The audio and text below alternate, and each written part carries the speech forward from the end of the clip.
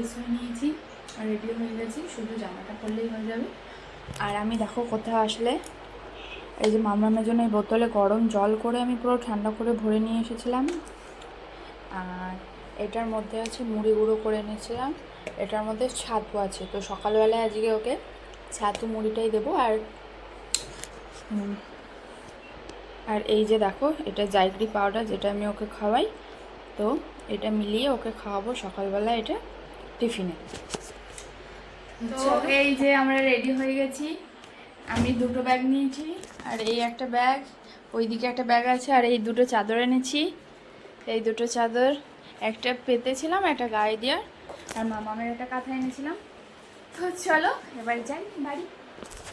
তো সব তো ব্যাগ ফ্যাগ গোছানো হয়ে গেছে, লাস্টে ওকে মানে বলেছিলাম চাদরটা পাতা ছিল ওই কারণে ওকে তোলার জন্য। আর উনি দেখো পুরো গুছাতে লেগে গেছে, ঘরে তো একটুও কিছু করে না এদিক থেকে এদিক।